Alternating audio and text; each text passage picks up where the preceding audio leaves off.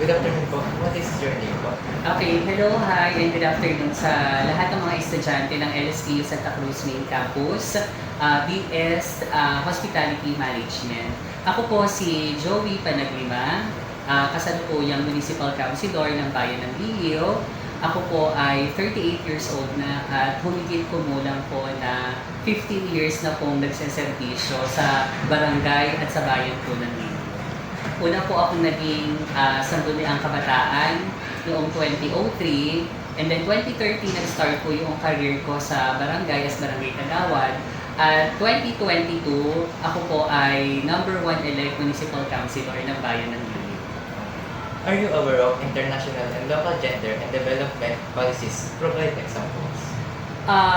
Actually, marami namang mga policies pagdating sa gender and development. Pero one policy na talaga namang locally and globally ay sa tingin ko ini-implement yung active participation ng lahat regardless of the gender. Kay lalaki ka, babae, o bakla, tomboy, nasa umbrella ka man ng LGBTQIA+ community, lahat tayo ay merong dapat active participation sa lahat ng mga programa, proyekto, gawain ng ating bansa.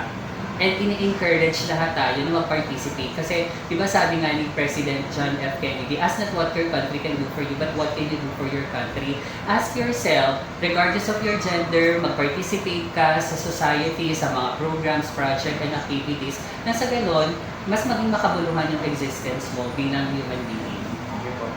During your time of service po, meron po ba kayong na-propose or na local ordinance or resolution addressing issues on that? If yes po, can you provide po? Actually, ako ay bilang konsehal, ang mga konsehal kasi ay merong mga kani-kaniyang committee chairmanship. Ako ay bilang konsehal ng Bayan ng Liliw, ako ay committee na humahawak ng public markets, slaughterhouse, and price control. Ganun pa man, syempre yung pakialam ko pagdating sa usapin ng gender and development ay lagi kong ipinapakita. So may mga proposal ako pagdating sa mga ordinances na at sa tingin ko ay makakatulong sa pantay na pagtingin sa mga miyembro ng LGBTQIA+ community. During your term of service po, have you spearheaded any program or activity addressing issues on that? Oo, marami na kaming mga activities na na-conduct. Siguro, bago kami mag-conduct ng mga activities, lalo na example, mga seminar or training, lagi namin ipinapasok yung gender sensitivity training kasi napakahalaga doon yung kung paano natin i-address ang mga tao, lalo na i-consider natin yung kanyang gender, kasi parang hindi tayo makasakit ng damdamin. Kasi may mga taong komportable siyang tinatawag. May mga gay kasi, may mga gay na hindi sila komportable tinatawag na sir. May mga na hindi sila komportable tinatawag na ma'am. So, and vice versa. Dapat mahalagang malaman natin kung saan komportable i-address yung isang tao. Yes po. Are you familiar with any case of discrimination po of persons in your locality on basis of zoning? Oo.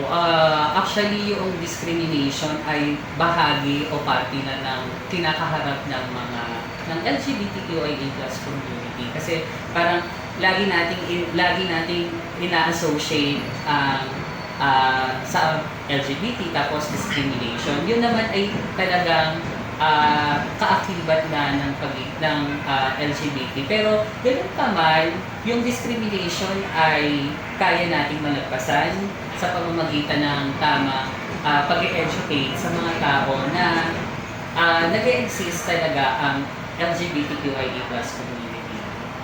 So, do you plan on proposing / enacting a local ordinance or resolution addressing discrimination based on zoning in your locality? Yes, alam mo, yun din yung pangarap ko para sa aming bayan. Yung magkaroon ng gender sensitivity ordinance. Ito yung isa sa mga gusto ko at plano ko para sa aming bayan. Kasi ilang LGU pa lamang sa pagkakaalala ko ang merong mga gender sensitivity ordinance. Ang alam ko meron ng Manila, meron din ng QC,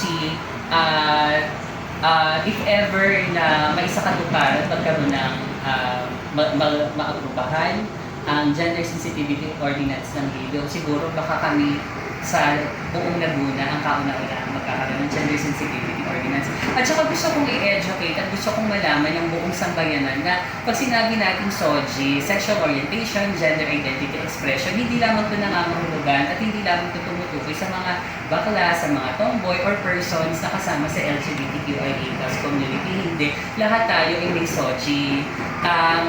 Kailangan lang natin malaman na para magkaroon ng equal opportunity, equal protection, at saka pantay na pagtingin ang tao sa mga LGBTQIA+, nasa LGBTQIA.